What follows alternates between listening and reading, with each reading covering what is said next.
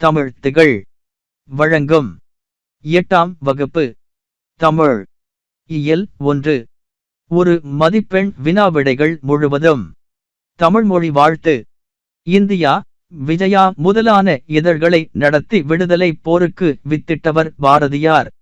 பாரதியார் எழுதிய உரைநடை நூல்கள் சந்திரிகையின் கதை, தராசு, சிந்துக்குத் தந்தை, செந்தமிழ் தேனி, புதிய அறம் பாட வந்த அறிஞன், மரம் பாட வந்த மறவன் என்றெல்லாம் பாரதியாரை புகழ்ந்தவர் பாரதிதாசன்.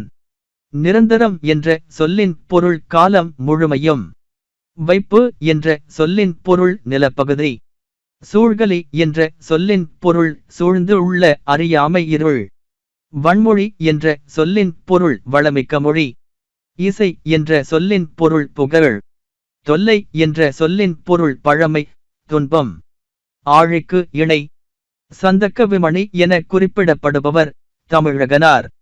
தமிழையும் கடலையும் ஒப்பிட்டு கவி பாடியவர் சந்தக்கவிமணி தமிழகனார். இரட்டுற மொழிதல் அணியின் வேறு பெயர் சிலேடை அணி. தமிழகனார் படைத்துள்ள சிற்றிலக்கிய நூல்களின் எண்ணிக்கை 12. ஒரு சொல்லோ தொடரோ இரு பொருள்பட அமைவது இரட்டுற மொழிதல் அணி. தமிழகனாரின் இயற்பெயர் சண்முகசுந்தரம். தமிழ் மொழியின் அணிகலன்கள் ஐம்பெரும் காப்பியங்கள். கடல் 3 வகையான சங்குகளை தருகிறது. புலவர் பலரின் பாடல்களின் தொகுப்பு, தனிப்பாடல் திரட்டு. முத்தமிழ், இயல், இசை, நாடகம். முச்சங்கம் முதல் இடை கடை. முச்சங்கு, வெண்சங்கு, சலஞ்சலம், பாஞ்சசன்யம். தூய்ப்பதால் என்ற சொல்லின் பொருள் கற்பதால், தருதலால். மெத்த வணிகலம் என்ற சொல்லின் பொருள் அணிகலன், பெரிய வணிக கப்பல். மேவலால் என்ற சொல்லின் பொருள் பொருந்துதலால், பெறுதலால். நித்தம் என்ற சொல்லின் பொருள் நாள்தோறும். ஆழி என்ற சொல்லின் பொருள் கடல். தமிழ் வரிவடிவ வளர்ச்சி.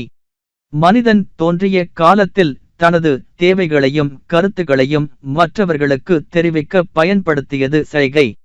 தொடக்க காலத்தில் எழுத்து என்பது ஒலியையோ வரி வடிவத்தையோ குறிக்காமல் பொருளின் ஓவிய வடிவமாகவே இருந்தது. ஓர் ஒலிக்கு ஓர் எழுத்து என உருவான நிலையை ஒலி எழுத்து நிலை என்பர். அச்சுக்கலை தோன்றிய பிறகு தமிழ் எழுத்துக்கள் இப்போதுள்ள நிலையான வடிவத்தை பெற்றுள்ளன. தமிழ் எழுத்துக்களின் பழைய வரி வடிவங்களை கோவில்களில் உள்ள கருங்கல் சுவர்களிலும் செப்பேடுகளிலும் காண முடிகிறது. கல்வெட்டுகள் கீழ் 3ஆம் நூற்றாண்டு முதல் கிடைக்கின்றன. செப்பேடுகள் கீழ் 7ஆம் நூற்றாண்டு முதல் கிடைக்கின்றன. கல்வெட்டுகள், செப்பேடுகள் ஆகியவற்றில் காணப்படும் வரி வடிவங்களை வட்டெழுத்து, தமிழ் எழுத்து என 2 வகையாக பிரிக்கலாம். வளைந்த கோடுகளால் அமைந்த மிக பழைய தமிழ் எழுத்து வட்டெழுத்து.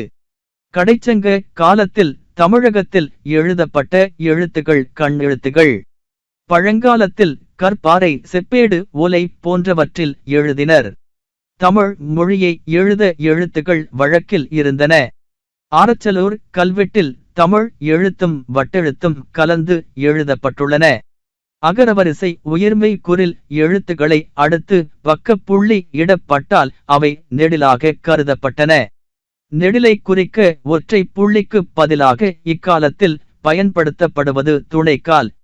ஐகார உயிர்மெய்யை குறிக்க எழுத்துக்கு முன் இருந்த இரட்டை புள்ளிக்கு பதிலாக இக்காலத்தில் பயன்படுத்தப்படுவது இணைக்கொம்பு. யுகார உயிர்மெய்யை குறிக்க எழுத்துக்கு பின் இருந்த இரட்டை புள்ளிக்கு பதிலாக இக்காலத்தில் பயன்படுத்தப்படுவது கொம்புக்கால்.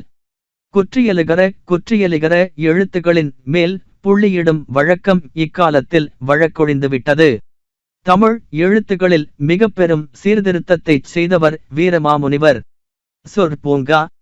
தமிழில் சொல் என்பதற்கு நெல் என்பது ஒரு பொருள். எல்லா சொல்லும் பொருள் குறித்தனவே என்பது தொல்காப்பியர் கூற்று.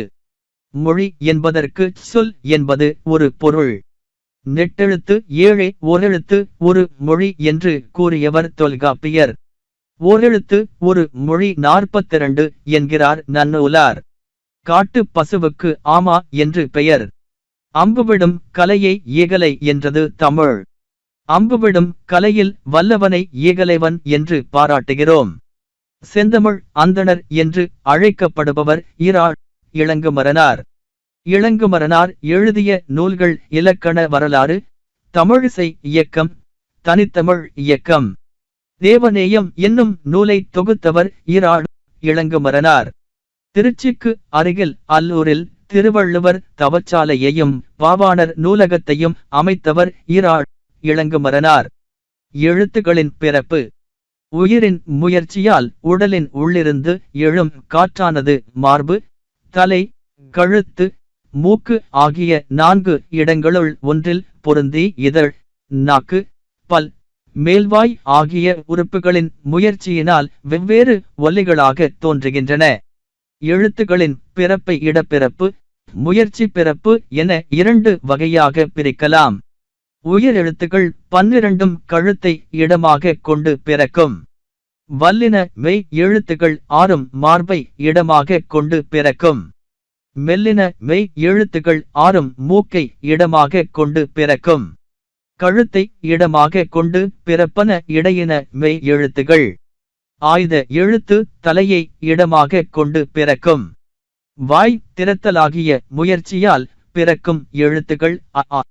வாய் திறக்கும் முயற்சியுடன் நாக்கின் அடி ஓரமானது மேல்வாய் பல்லை பொருந்தும் முயற்சியால் பிறக்கும் எழுத்துகள் இ, இ, எ, ஐ.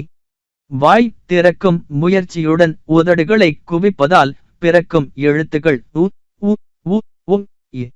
நாவின் முதற் பகுதி அன்னத்தின் அடிப்பகுதியை பொருந்துவதால் பிறக்கும் எழுத்துகள். நாவின் இடைப்பகுதி நடுஅன்னத்தின் இடைப்பகுதியை பொருந்துவதால் பிறக்கும் எழுத்துகள். நாவின் நுனி அன்னத்தின் நுனியை பொருந்துவதால் பிறக்கும் எழுத்துகள். மேல்வாய் பல்லின் அடியை நாக்கின் நுனி பொருந்துவதால் பிறக்கும் எழுத்துகள். மேல் உதடும் கீழ் உதடும் பொருந்துவதால் பிறக்கும் எழுத்துகள். நாக்கின் அடிப்பகுதி மேல்வாயின் அடிப்பகுதியை பொருந்துவதால் பிறக்கும் எழுத்து. மேல்வாயை நாக்கின் நுனி வருடுவதால் பிறக்கும் எழுத்துகள். மேல்வாய் பல்லின் அடியை நாக்கின் ஓரங்கள் தடித்து நெருங்குவதால் பிறக்கும் எழுத்து. மேல்வாயை நாக்கின் ஓரங்கள் தடித்து தடவுதலால் பிறக்கும் எழுத்து. மேல்வாய் பல்லை கீழ் உதடு பொருந்துவதால் பிறக்கும் எழுத்து. மேல்வாயை நாக்கின் நுனி மிகவும் பொருந்துவதால் பிறக்கும் எழுத்துகள். கட்டுரைகள், கடிதங்கள், இணைய தேர்வுகள், வினாத்தாள்கள், இலக்கண இலக்கியங்கள், போட்டித் தேர்வுக்கான கற்றல் வளங்கள், கையேடுகள் போன்ற எண்ணற்ற பதிவுகளுக்கு தமிழ்த்துகள் வலைதளம். வாழ்த்துகள் மாணவ செல்வங்களே.